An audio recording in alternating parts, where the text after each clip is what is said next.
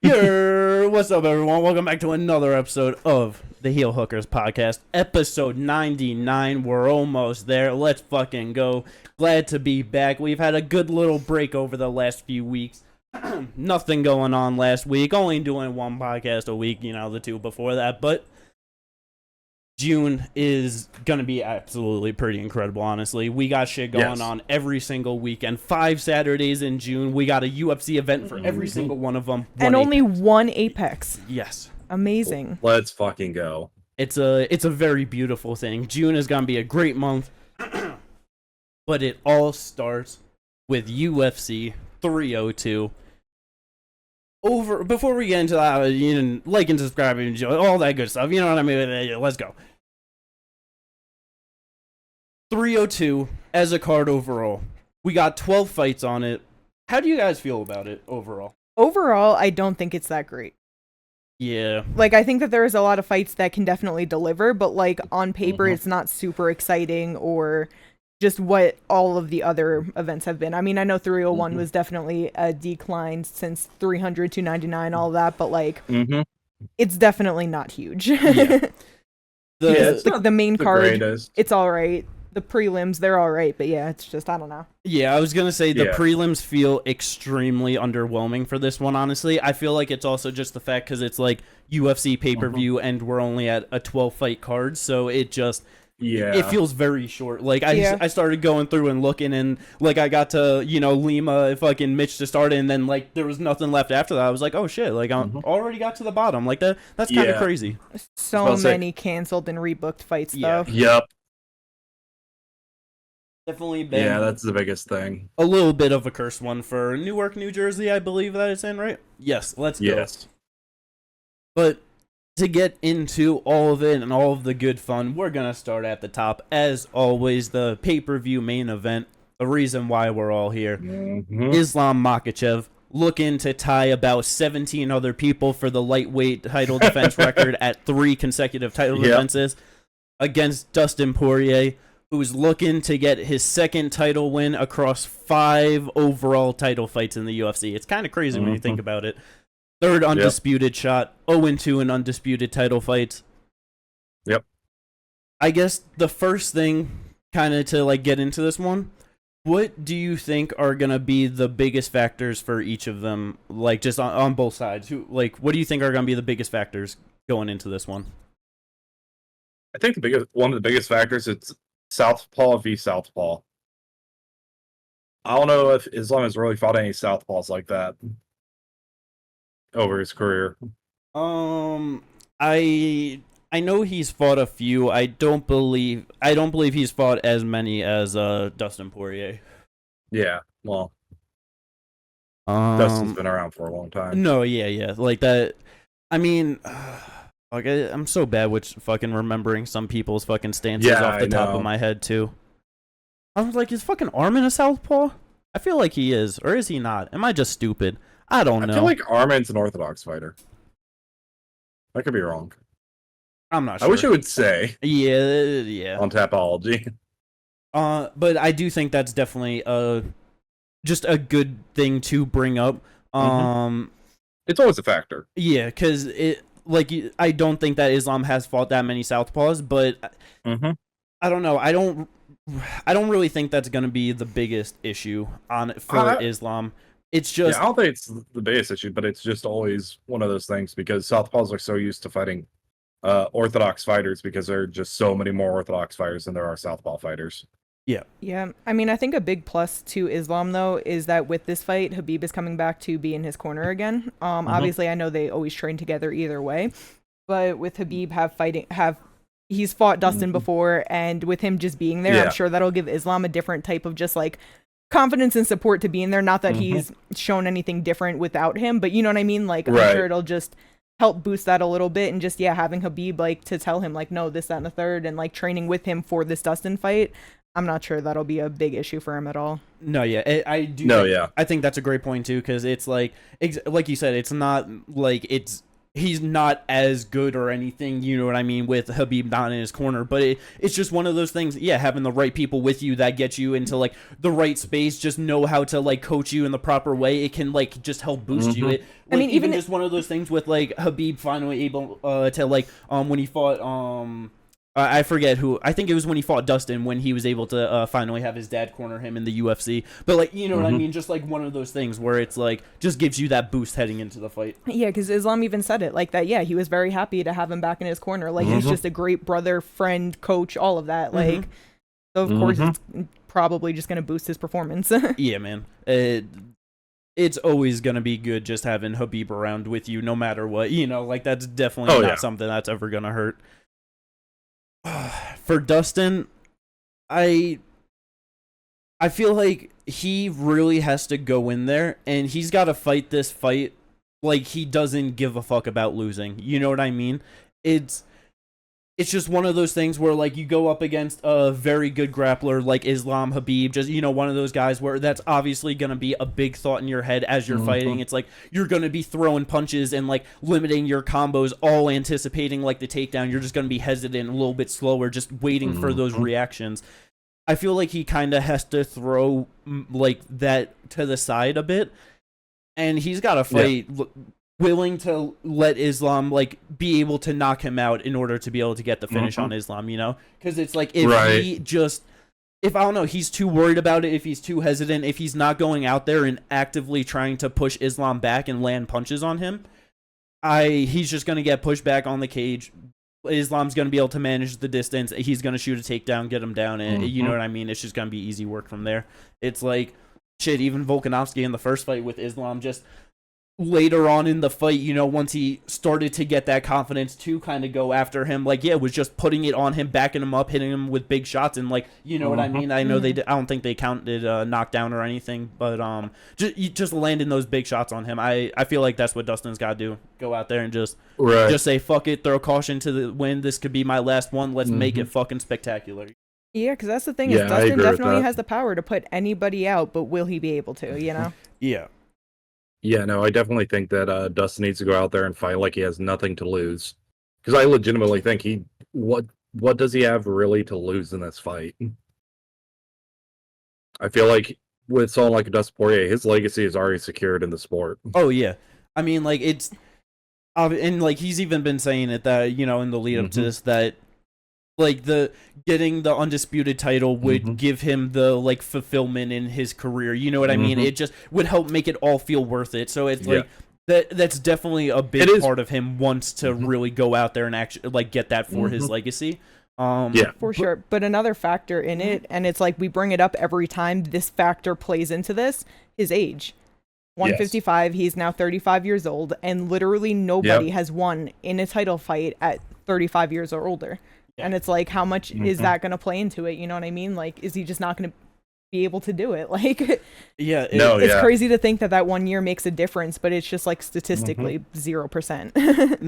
No, exactly. Because it's just the 35 is just that kind of the culmination of like age and damage just across a general amount of fighters, where at that point you just can't hang at the high level. You know what I mean? It's like, literally, you know, going into the fucking Benoit Saint-Denis earlier this year for him, it's like he literally got knocked out, head kicked terribly by Justin Gaethje in his one before that. It's like, when the fuck we ever seen him get fucking folded up like that? Like, he's been finished KO, TKO before, but never been put out one shot like that. Obviously, clean head kick that he leaned into. It's one of those things, but it's like, dude has been in so many wars, has fought so many great fighters. The amount of champions that he has fought throughout his career is just absolutely incredible, man. Like, for Dustin to be able to go out there, get it done against Islam, that would make me so happy, man. Oh, it'd make me so happy. It'd be like a great capstone to a career, just beating the guy that everyone thinks is going to be this unstoppable force for, you know, years to come, and just come in there, win, and hold the title you have not been able to hold your whole career. Yeah. There's fucking so many people doubting him. Like, I'm sure he's fucking heard that 35-year and older stat going around for the last few years, and, you know, probably people even just fucking bringing it up to him now for this one. Like, having Habib in like Islam's corner too, to like obviously it's not against Habib, but like the closest fucking redemption to like getting that win back that you could get. You know what I mean? That would just be so incredible for him, man. Oh yeah, 100%. Oh yeah, the odds are just stacked against him. Yeah. Oh, 100%. Especially considering he's 0-2 in undisputed title fights. He's 35 and older. Well, there is two things. He's 6-0 in the month of June. Yep. So there's that. Never lost in June. And every time Paulo fights on a card, like under title fights, the title switches hands. Yep.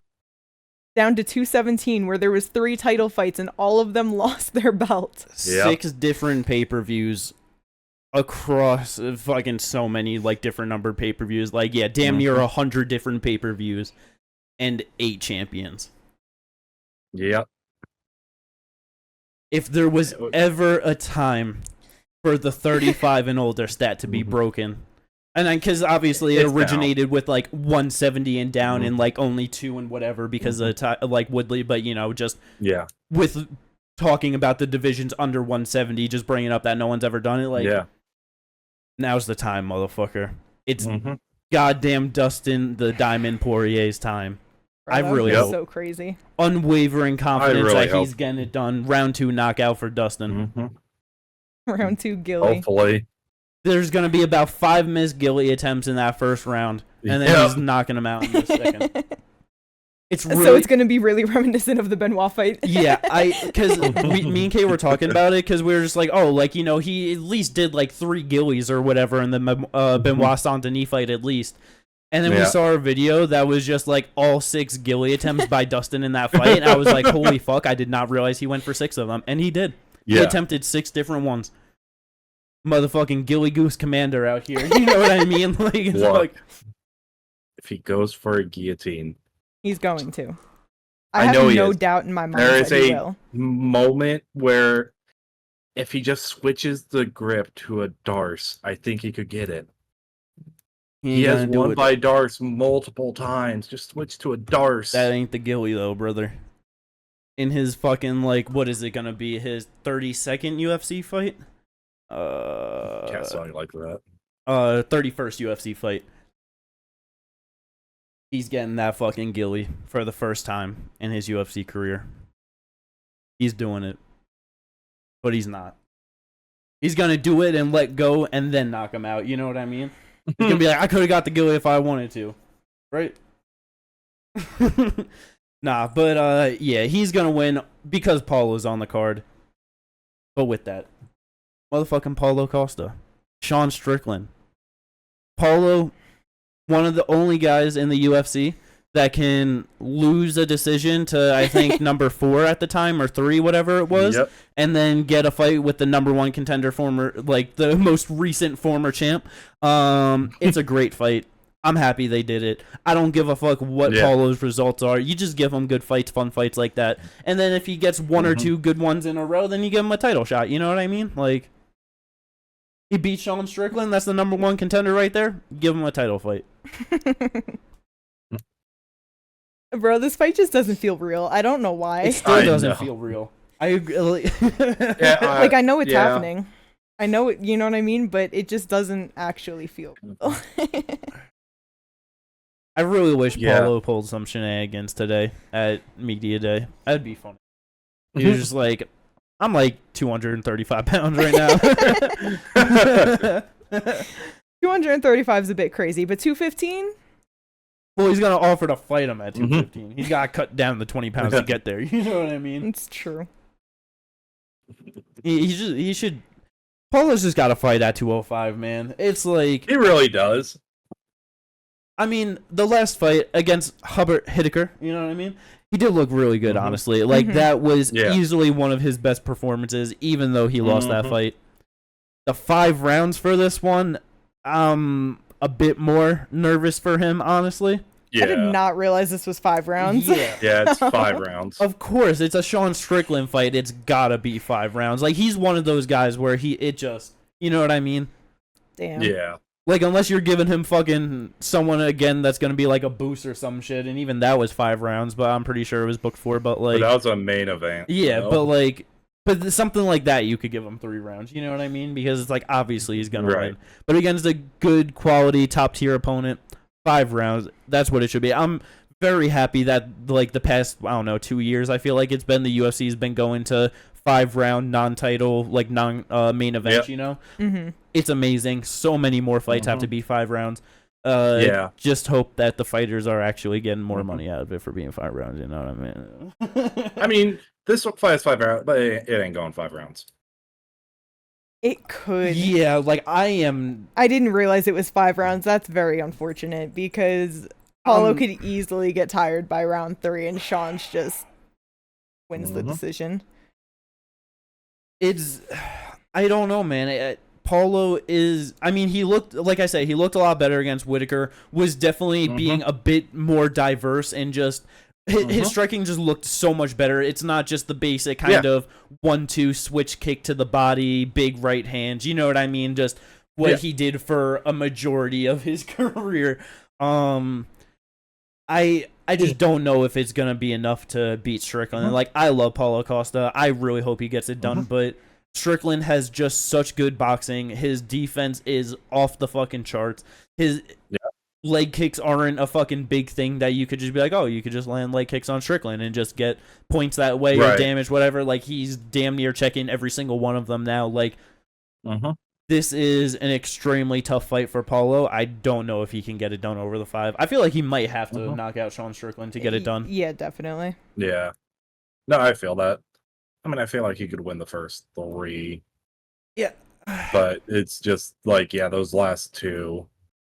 The back half is definitely the hardest part of this fight for Paulo. Because if it was 205, that's where it's like, dude pushed that 5th round against Marvin Vettori and looked great. Like, fucking Paulo with 5-round cardio, like, he got tired, obviously, but even to be able to have, like, a good push like that in the fucking back 5 minutes of a 25-minute fight, like, that's just incredible. Like, I don't know if he can do that at 185 pounds. Neither do I. I mean, Sean Strickland has struggled with just big, like, kickboxers and powerful strikers before, you know what I mean? Just, like, getting knocked out by Poatan, losing the decision to Jared Cannonier, even Dricus to an extent, you know what I mean? Just landing bigger shots on him and it swaying in the judge's favor. It's possible that Paulo could get a decision. I don't know. It's the hardest way for him to win this fight. Yeah. 100%. I agree with you on that. Like, that is the most difficult path for him to win this fight. Do we get jiu-jitsu, Paulo? No. What? Probably not. Go back to the good old days of Tough when he was just a bodybuilder jiu-jitsu guy? Maybe. Take him down, take the back, and choke him out. Bro, if Paulo did that, that would be a very smart thing to do. I would almost guarantee Sean Strickland is not expecting Paulo Costa to grapple him. Yeah, that's true. Oh, hell no. Like, that, what a great mix-up that would... Bro, if he... Oh, my God. Just shoots a power double, slams him to the mat. Yo, 1st round sub for Paulo. Rear naked choke. That'd be amazing. Yo, give him the title shot then. You know what I mean? It don't even matter who's the champ at that point. Dricus or Izzy, whatever, you know? Let's fucking go. But that's going to be a fun fight. Last question on this one. Who are the fans in attendance going to be cheering for in that one? Strickland. You think so? I think it's going to be very mixed. People love Paulo. People do. They do. New Jersey. But a lot of people love Strickland, too. We could get a lot of fucking USA chants for sure, or America chants. Yeah. Yeah, but I also feel like when it comes to Sean specifically, I feel like a lot of people kind of switched up on him. Like, he got the belt and everyone was like, yeah, Sean Strickland. And then he started beefing with whoever and getting all emotional, and then the shit with Dricus happened, and he was just like kept talking about it, and like a lot of people kind of stopped liking him after that. So I know he still has a lot of fans, but I know it kind of dropped a lot from when he actually held the belt. Yeah. Also, I feel like a lot of people on the East Coast wouldn't like Strickland. I feel like they think he's an asshole. I don't know. I feel like They'd be a like, lot "This of people, he's like, he calls it how he sees it. You know what I mean? Like, I could also see a lot of people saying, "Man, that's just too much." Yeah. yeah, I don't know. That's definitely gonna be interesting though. But yeah, both fan favorites. Great co-main event for sure. This is where we kind of get like, this is where it's not as good, you know? Yeah. When they fucking, I think it was on what, the 301 pay-per-view where they announced this fight. Yeah. Kevin Holland versus, if you would ask Hanato Moicano, Michel Polish, because that's all he can call him by. Yeah, I cannot see. Michel Olejniczak. I love fucking, Olejniczak. I love Moicano, man. I need him to do it so we can have the trifecta of him, Brendan Schaub, and Chael Sonnen mispronouncing names. Bro, what a podcast that would be with the three of them. Oh my god. They'll be talking about Yuri Provider, John Africa. Someone's gonna fucking Michel pronounce a name Polish. wrong, and then someone else is gonna be like, no, that's not how you pronounce it, and then they're gonna say it wrong too after. But featured bout on this card, Kevin Holland, Michel Olejniczak. Kevin's just gonna go out there and fucking jump into distance with a 1-2 and just knock him out in the first round, right? Like I could see that, yeah. that's probably what's gonna happen. Michelle is not the greatest. Nope. Does not have He's actually the only been greatest of knocked out chins. once, though. He generally gets subbed. Yeah, but I No, mean, even yeah, with but- like Michel Peda in his last one, like he got hurt on the feet, got dropped in, Yeah. like, you know, and then got subbed. That's true. Kevin Holland, he's Oh. got big power, especially at 185. Like he's just he's quick, he's precise, he's long. I really just see him just fucking that I feel big old hop in 1-2, and he's just gonna win. But either I'd way, also see him going to the body a lot with good body kicks and stuff. I mean, to be fair, it is Kevin Holland, so it's like he could also just hit him with a 1-2. He gets hurt, and then he gives up a position for Darce or some shit, and he just catches that as well. Like it's honestly very live for Kevin to sub him with like that. Yeah. That honestly, with you bringing that up. Honestly, it's very live for Kevin by any way he wants. Yeah, that's true.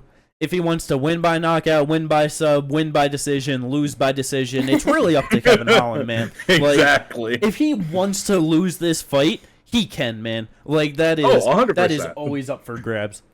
But the thing is that he is on a 2-fight losing streak to better people, and I don't think that he wants to lose after that. Like that's what he does. He goes on No. 2-fight losing streaks, and then he's like, all right, I gotta win again.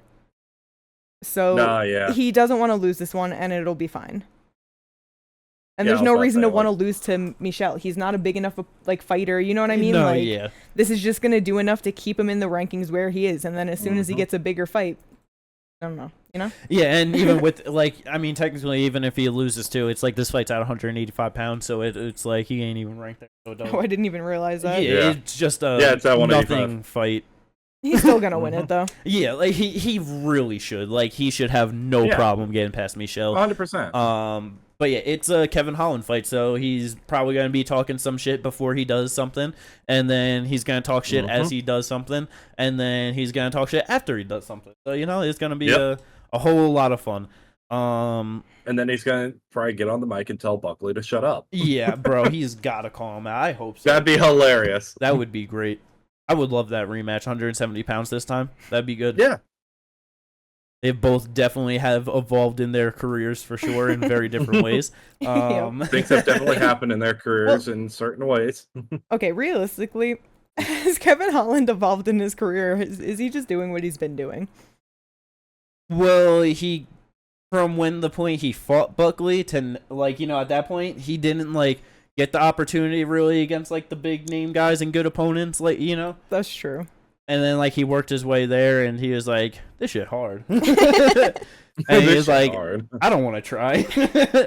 And then sometimes he's like, I'll try this time. And he does good, and he's like, I don't want to do it this time. And then it's, yeah, man. I love him.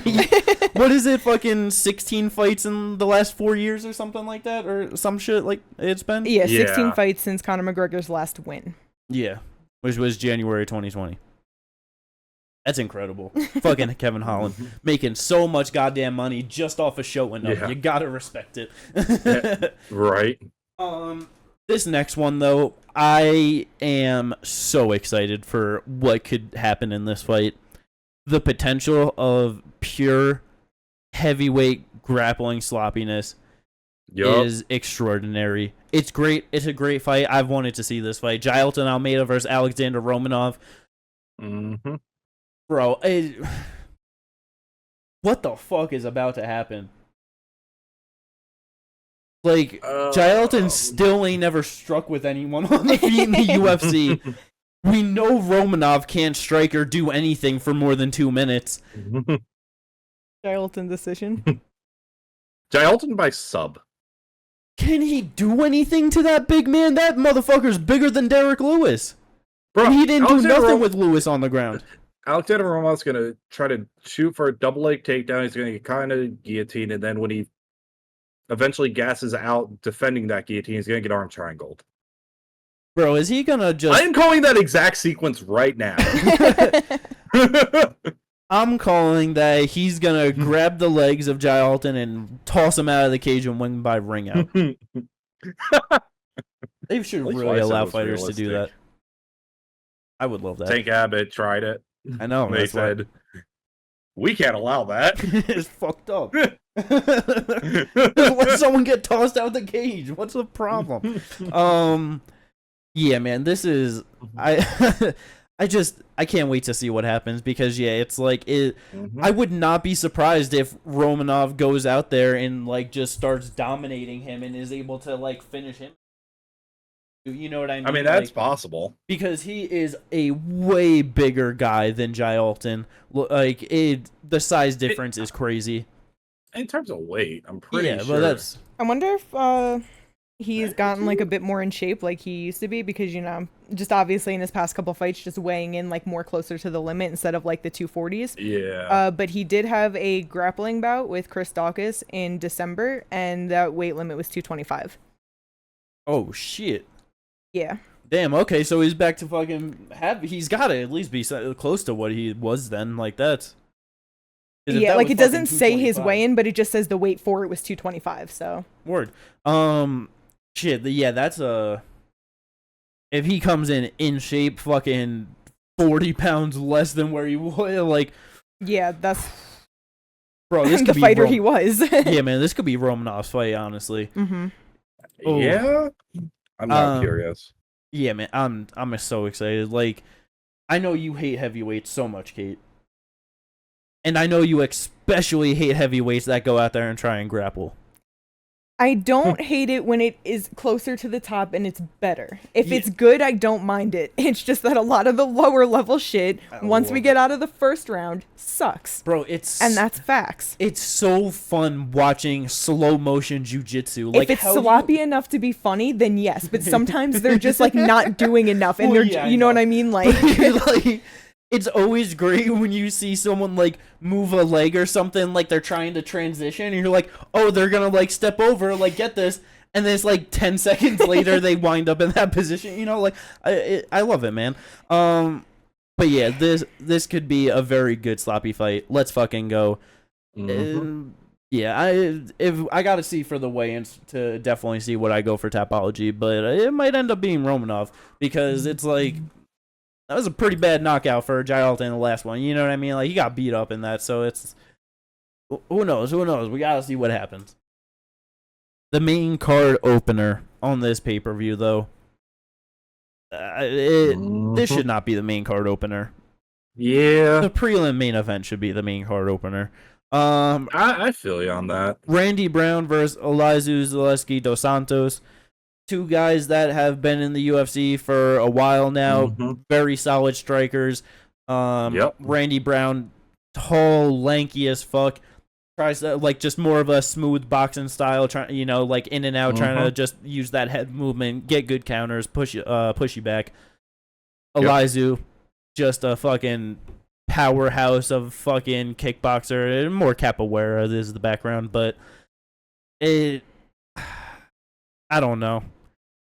Someone's getting knocked out in under 2 rounds. That's all I know. It's not going 10 minutes. I'm pretty confident in that. You said it's not going 10 minutes? Yeah. Someone's getting fucked up. either Lazu Zaleski dos Santos getting clipped with big punches, or Randy Brown's walking into a head kick or some shit like that. And I'm sure Randy Brown will be able to get it done. Probably. I mean, he definitely should be the favorite. He's how old is his Lazu at this point? 37. Yeah, 37. Okay, I was gonna guess 38, but yeah, 37. Randy Brown 33. 6'3" with a 78-inch reach to Lazu, who's 5'11", 73-inch reach. Yeah, like would not be surprised if Randy just looking amazing with the boxing, touch him up with big shots until he puts him out. Yeah. Should be a fun one, but it should not be the main card opener because the prelim main event is amazing. Yeah. Absolutely incredible. Roman Kapilov, an amazing fun kickboxer, just always down to fucking just throw heat against any motherfucker that he's fighting in the UFC. Cesar Almeida, just had his UFC debut in his last one, right? Yeah. I don't even... It was against Dylan Budka in April. Yeah. Gets the quick turnaround, fighting Roman Kapilov. He went 1-2 against Poatan in kickboxing, got a decision over him, so pretty solid, you know? That's better than what Izzy did in kickboxing against him, and, you know? So, Cesar Almeida fighting another striker, not having to worry about takedowns. This is going to be a banger, man. Hell yeah. Like, there's a lot of times where you get two high-level strikers and they end up grappling each other. I don't think this is the case at all. This is just going to be on the feet kickboxing. Could go 15 minutes, could end sooner, but I'm very excited for that fight. I don't see it going 15 minutes. It could. He went to a decision with Poatan 3 times. It's potential for it. I wouldn't be the most surprised. I guess it's just that Roman's only gone to decision twice in his career. Yeah, and it is 36. Yeah, one decision win, one decision loss. Yeah. That's where I don't know. It like Poatan 3 times and you didn't get knocked out. Like, you gotta probably have a pretty good chin. Like, I just wouldn't be. You know what I mean? Like, no, yeah, for sure. Like that. But yeah, I honestly didn't realize that Roman was finishing people and like everything as often as that. Yeah. Been a while since I've gone through his record, honestly. But yeah, that's such a great fight. How the fuck is that on the pay-per-view? That's crazy. Almeida's never been I finished. don't know. Yeah, and the only his only decision win for Roman was his first pro fight. Yeah. Yep. Against a fighter who's 9-12. That's crazy. That's crazy for your first fight. Let's go. The rest of the prelims, they're not great. Grant Dawson, Joe Selecki. That's gonna be a good old grappling match for as long as it lasts. That'll be an interesting grappling match. Yeah, it's rough with both of them just coming off real bad knockouts in their last one. You know what I mean? Yeah. Oh yeah. Phil Rowe, Jake Matthews, like they're not like none of them are bad matchups or anything, but it's just the prelims just feel like they're lacking on this pay-per-view. You know what I mean? Yeah. No, yeah, for sure. We got fucking Nico 7-5 Mickey Gall. What the fuck? Nico Price versus Alex Moreno could be a war. That could be a banger. It could be, but I don't know if Nico can do that anymore, honestly. No, like, yeah. Dude got knocked out submitted in his last fight by Robbie Lawler. You know what I mean? Like, oh, yeah. That's not good. Like, it's not. All love to Robbie Lawler, but like, yeah, I fucking love Nico Price too, but just sucks for those fighters. Just get a little bit too much Mickey damage. Gall. And I'm saying here, like, I was pretty sure he had retired at one point, or he was out of the UFC. The guy who got bit is back. Yeah. Bit bonus, let's go. Andre Lima against Mitch Raposo. His one loss is to Jake Hadley. Very nice. Oh. But yeah, that's the series. UFC 302 main card prelims.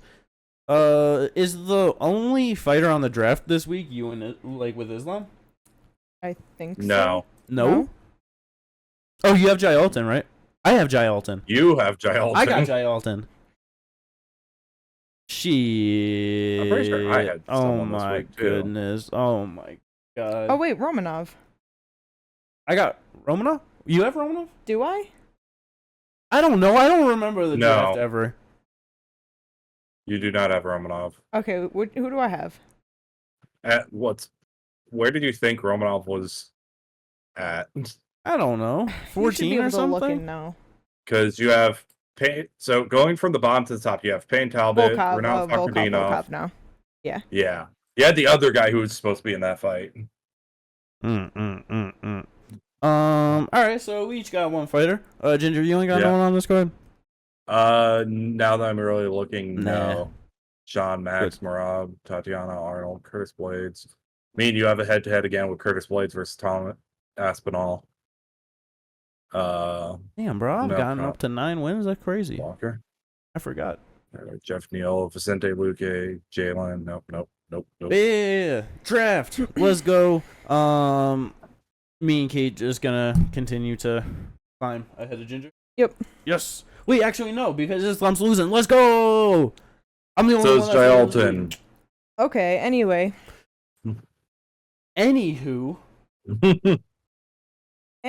we got some crazy fight news. bro, Crazy in in a wild way. Like I don't know how else to say it. Not crazy like, oh, these are some fire fights. It's just like, damn, Well, this is what's going on. We do got firefights We for do. sure, but like, Yes. holy fuck, Yes. this like I was not expecting this, and for them to go fucking ×2 on this shit. Yes, like that was Yeah. like, and for fucking Abu Dhabi, like okay, Yep. all right. Doesn't make sense. Abu Dhabi just got stacked out for a fight night. Honestly, it's gonna be pretty damn incredible. We already knew the main event, but Dana White just confirming it extra and everything. Corey Sandhagen, Umar Nurmagomedov is like, sucks for Corey. He wants it though. Yep. Let's fucking go. It's the fight. Great. Awesome. I'm pretty sure the co-main event is not actually the first one that we have on here. I don't know how it is. But either way. No, it was announced Nope, as the co-main confirmed. event. Okay. Co-main. Okay, I think I was listening to Luke Thomas talk about it, and he was saying that the other one was. Okay, co-main event, though. 3 years later, after his return, Nick Diaz is back Again. in Abu Dhabi, 5-round co-main event versus Vicente Luque.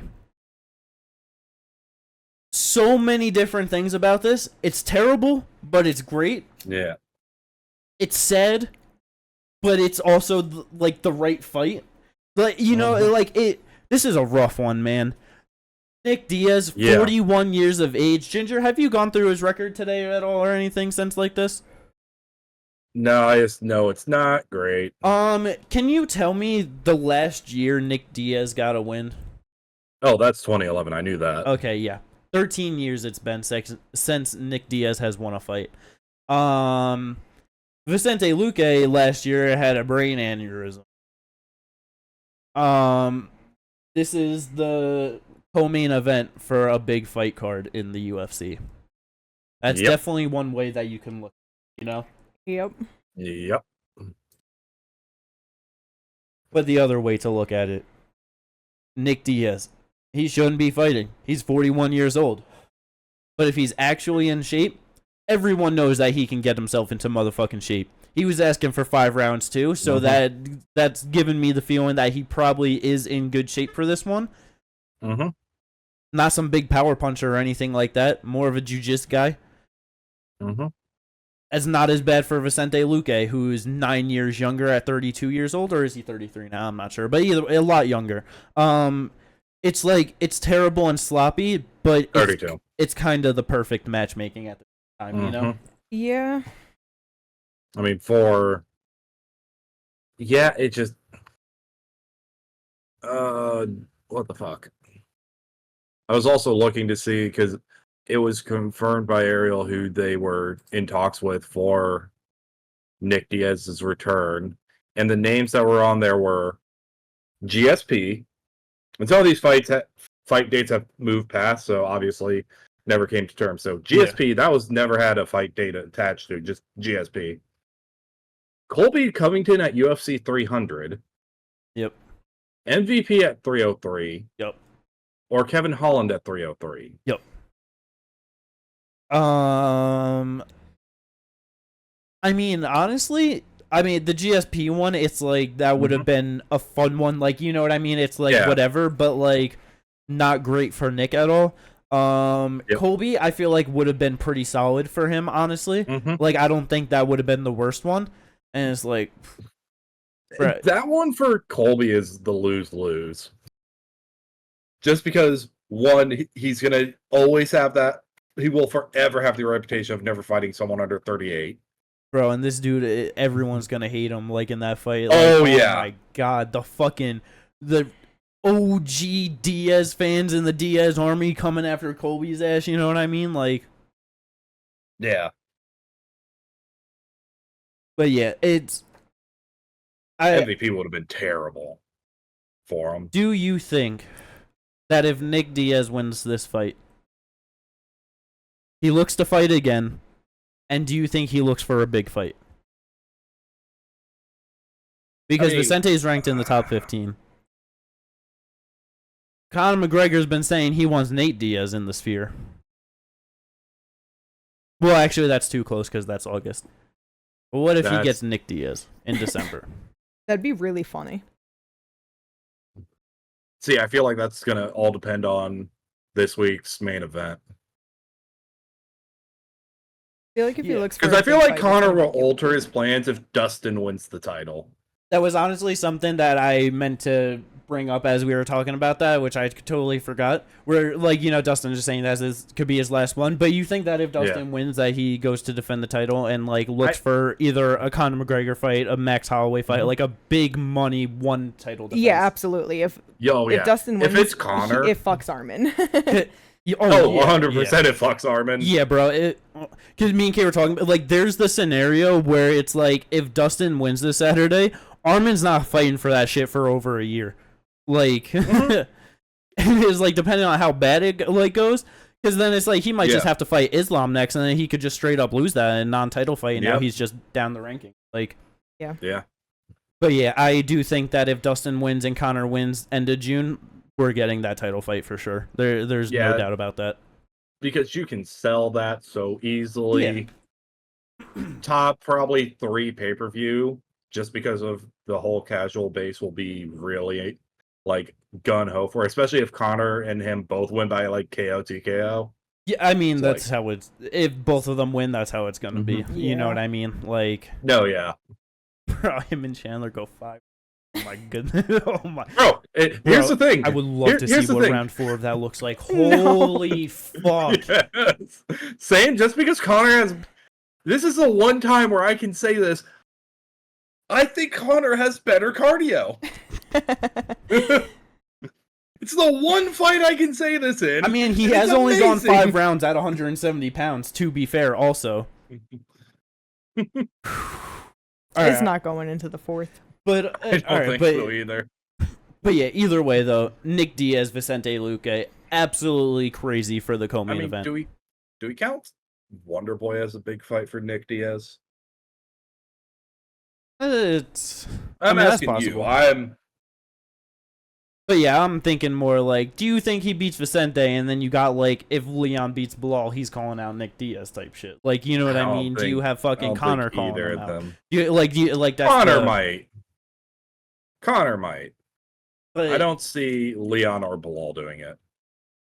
It's just gonna be so sad for either one that loses that fight. That's just like gonna be the worst part about it. Yeah. Like, I don't want to see Nick Diaz just get beat the fuck up by Vicente Luque, and I don't want to see fucking Vicente Luque lose to 41-year-old Nick Diaz. Like, that's terrible. But another terrible fight, but also a fight that makes sense, but also just terrible. El Kakui, he's back. To go from a 12-fight win streak, the scariest dude in the 155 division, to a 7-fight losing streak, to losing a decision to Paddy Pimblett. Like, it's so sad, man. Back up at 170 pounds. Last one on this losing streak was against Nate Diaz short notice. He's fighting Michael Chiesa. I don't have much of a worry of him getting knocked out in this fight. But it's also just because there should be no worry of that. If he does get knocked out in this fight, that's just like, what a fall. You know what I mean? Yeah. Like, if he gives Michael Chiesa his first KO TKO win in his entire career, I might cry. Like, that would just be so hard to watch. But I do doubt it's going to happen. I don't think it shouldn't. I really hope not, man. Because the thing is that it's like Nate Diaz gillied him, Bobby arm triangled him, Patty took him to a decision. The only person to knock him out in these run was Michael Chandler and Justin Gaethje. Yes. You know what I mean? And like, obviously those were two terrible fights, and like either way, like, he's been taking a lot of damage. It's not like he's just straight up getting put out in every single one of these fights, and it's not like he's just has this entirely diminished chin that we've been watching go. You know what I mean? So I will say that much, that's why I really don't think that Chiesa is going to get his first knockout over him. Like, he's only gotten knocked out by those two. I know. Yep. Shouldn't. It's just, you know what I mean. It's just one of those things, man. He could easily get subbed in this fight for sure, because like, dude got put to sleep by Bobby Green, with a submission. Like, he can easily get choked out by Chiesa. He could. But the Darce choke is fucking there for Tony.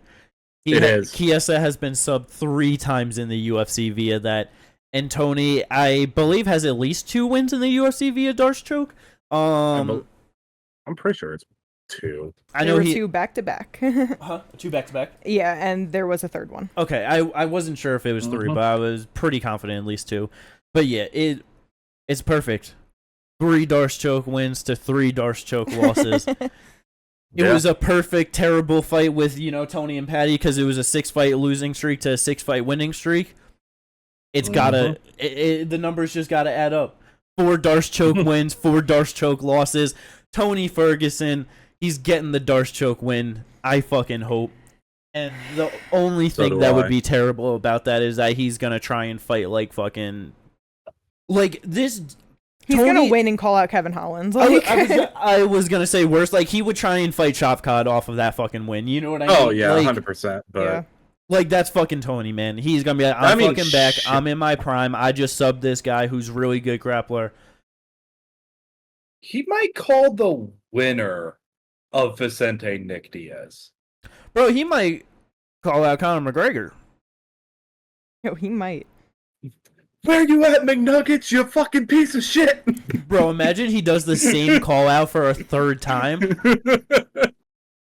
I'm gonna kick your ass. Bro, he's that. Bro, that would make me so happy if Tony could go out there, get a fucking stoppage win, and then just do that. I don't want to see that fight at all. Not even a little bit. No. But it would at least make me happy, in their career. Yeah. At this point in their career, no. Yeah, oh my god. The next fight on the same card, August 3rd, Abu Dhabi. Motherfucking Cheeto Vera goes from Sean O'Malley, the 135 champ, to the former flyweight champ in Davison Figueiredo. It's a great fight. Makes all the sense in the world. It does. I don't like it for Cheeto at all, man. No. I would not be surprised in the slightest if motherfucking Davison Figueiredo is the first one to finish Cheeto and he's able to get a submission win over him. I would not be surprised at all. It's possible. To get controlled, like, on your back again. Like, I know I'll just never let that shit. Yeah, like, I'll never let that shit out of my mind. But it's just one of those things where it's like, Jose does not use that as a skill set at all, and he did that so effortlessly against Cheeto. Someone who can actively get there and do good work from there. Poirier was also using a lot of grappling against him. Yeah, man. Davison, like, he could easily just use the grappling to just ride out a decision. Which is what I think is going to happen. Still probably the most likely outcome, you know what I mean? But, like, yeah, I just... that's a rough one, man, for Cheeto to get into right after getting that... Because that was such a bad fight against Sean O'Malley. It was. That's hard. I guess I gotta just root for Cheeto in that one. He's gotta get back on track. Stop the fucking surgeon 135 figgy. Right, let's go. Yeah.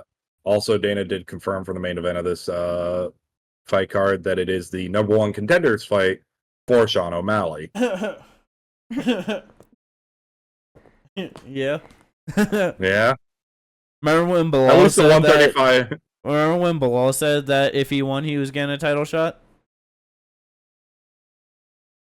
And then he wasn't the next person to fight the champion? It'll be their next fight, not the next fight. No, that part is silent. Well, Marab is next up at the moment. Yeah. Like, that's already... It's after Marab there, allegedly. Which, to be fair, makes all the sense in the world, because who else were you going to put in that title fight after Marab? Depending on how that goes, maybe he tries to move up, fight Ilya. Maybe he tries to get a boxing fight with Ryan Garcia. There's so many different ways that Sean O'Malley's career could go. That does not involve the winner of this fight right away. No, and I understand what you're saying there. I'm just saying from the perspective Pantoja. of next. Yeah, Pantoja's not moving up. He might. I would not be surprised if they look to do that. Does Pantoja look to move up after sparring Sean O'Malley and essentially getting body kicked TKO'd? He told them to release all the footage. I don't know why he would say that. I'm just saying. I don't know why he would say that. I don't know why we all see it and no one in the flyweight division has done it yet. Really go after body, but you know. It is what it is. But that's a good fight at 135 pounds. Good bout at 115 pounds on that same card. Mackenzie Dern is back, and she is fighting motherfucking Loopy. I hope Loopy. Yeah. Same. I just... she's got to add more to her game for her to fight these top contenders and win. That's just at the heart of it. You just can't win at this level with 1s and 2s and a spare leg kick every round and some good hooks there. You know what I mean? Like, some decent body work here and there, but like you just... If you're doing that, you have to have lots of output, which she just does not have. It's going to be a rough one, but I mean, maybe she's able to just put some big power shots on fucking Mackenzie Dern, who's got some dog shit striking, and I would not be surprised if she gets like a TKO or something, but I wouldn't be surprised if Dern gets her down in some sort of scramble or whatever and just catches a sub too. But that should be a good one. Last one on this card. Getting a whole lot of fights for Abu Dhabi. Alonzo Menafield is back against that dog shit performance. Oh my goodness. What a fight that was. But he's fighting Azamat, which is to just go from fighting a good kickboxer in Carlos Oberg, and you ran out there and just got yourself knocked out right away, to an extremely good boxer in Azamat. I wonder what his game plan is. That's what I'm wondering. What is this game plan going to look like? I don't know, man. It's... We'll see. We'll see. But that should be a fun fight. Definitely excited for that one. Speaking of Carlos Oberg, though, his wish has been granted. Khalil Roundtree got bounced out of his fight with Jamal Hill for testing positive for whatever it was.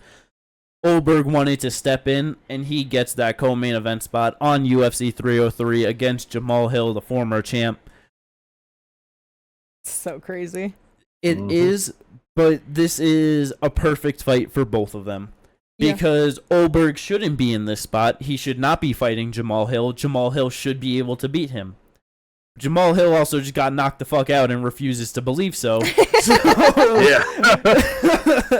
This is a great opportunity for Carlos Oberg to get not 100% Jamal Hill, get a spectacular win on a very big pay-per-view, and earn himself a title fight. Yeah. God, I wish Khalil didn't get suspended. Yeah, man, I wanted that for Khalil so bad. Like that. Same. Oh my god. Same. Would have been so good. It would have. But yeah, that someone's getting knocked the fuck out in that fight for sure. Oh, There's yeah. no doubt about that. Let's I fucking will. go. I'm damn near. Even though yes, he's coming off a bad KO law. Oldberg's one loss in the UFC, man. Left. For some reason I'm seeing Jamal Hill just being able to catch him with it. Oh, like that's he should be able to knock him out, like no problem. But all it takes is one, especially at 205, and just get knocked the fuck out too. Like it's gonna be a fucking 2.5 month turnaround. Like that's so not good. Oh, that's just gonna be so sad too, because like I like Jamal Hill too, and it's just like so many people want to hate on him and already do, and it's just gonna be worse for him. Like, oh yeah.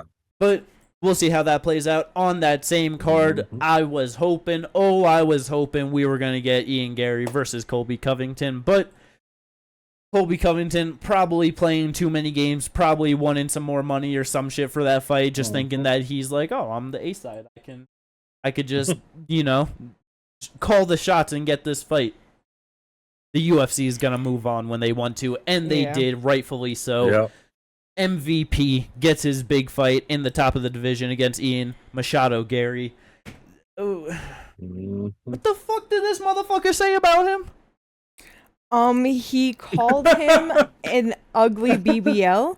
Let me pull up his exact quote. I'm sorry.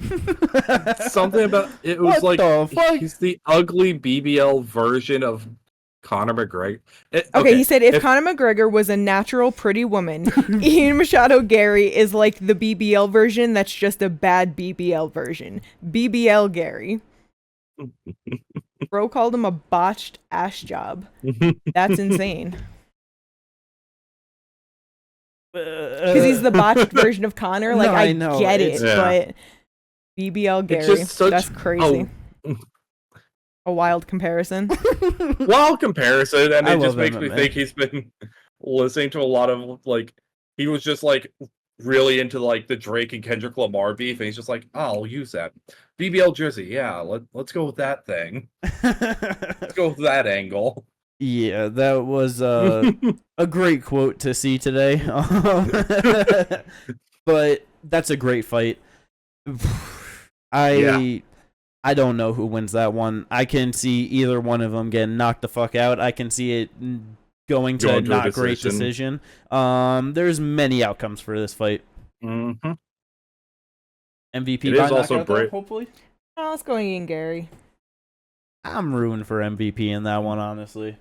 I'm 50-50. I don't particularly like either fighter. I don't particularly dislike either fighter. I'm just like, I want to see all of the Bellator guys and all of the other promotion guys that come into the UFC do good. So I want to see MVP do good, but it's just like, it's not like I'm like if this was like MVP versus who's right around him, like, even really then. Tom Brady.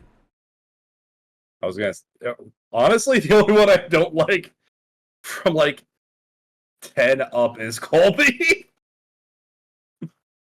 Colby's such a likable guy, though, right? But yeah. Anyway, I'm just hoping for a fun fight out of this. No, that's all I'm hoping for the most part too. But yeah, Colby definitely fucked up his spot on that one. Let's go. Oh yeah. Last fight to talk about. Motherfucking C-Rod is back. No longer fighting prospects. Going to an old vet in Juicy J. Whoa. That's gonna be a fucking rough one for him. Yes. Yeah, he's 11-1 in his career. Yeah, man. Versus 29-11. Yeah, Juicy J's probably got more UFC fights than he's got fights, right? Let's check. 14. Yep. He's 7-7. That sounds about right. I don't know how. This is gonna just be a very good one to actually see where C-Rod is at 145 pounds. Because Juicy J, he can fuck up a lot of good people. He can get fucked up by a lot of good people. So he's a wacky motherfucker. He's got a weird, awkward style. That's a very good test for C-Rod. Gonna be July 13th, I believe, and that's taking place in Denver, Colorado. So let's go. All right, that should be cool. It looks like the UFC is not being little bitches, and they're gonna take the business of Colorado, even though that one championship is going there. So hooray, good for them. Yeah.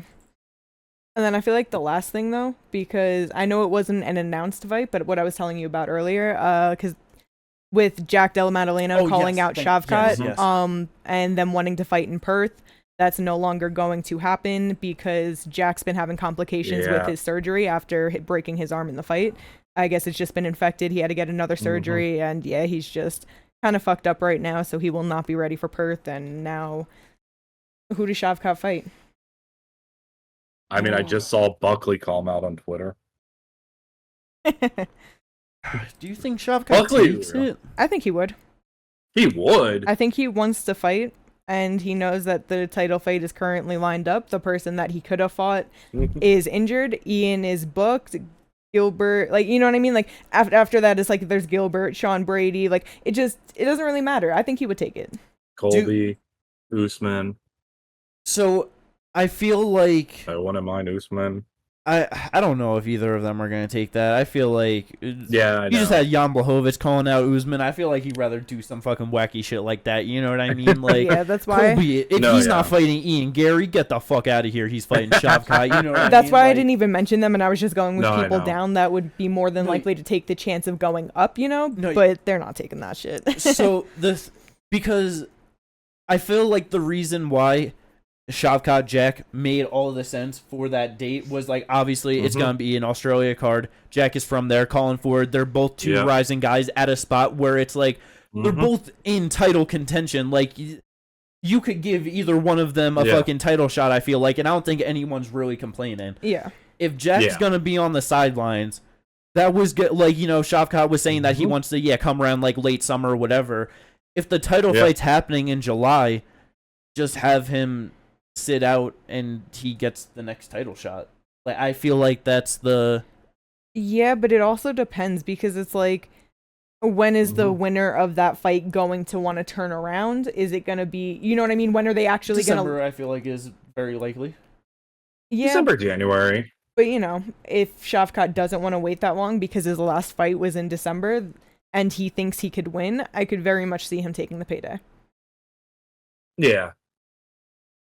Yeah, I just wonder. I mean, I feel like a guy like he wants to just show like I don't know how much he like really cares about the money like that. Like, I feel like if he knows that like a title shot's right there, you know what I mean. I feel like he's gonna be like, give me my title shot, like because I don't know. I could see Gilbert Burns staying in the fight too. It's just like if you have him fight someone, then it's like, when does that get booked for? And then depending on like I feel like it just makes the like, I don't know, the title picture just gonna be prolonged at that weight class, you know what I mean? Yes.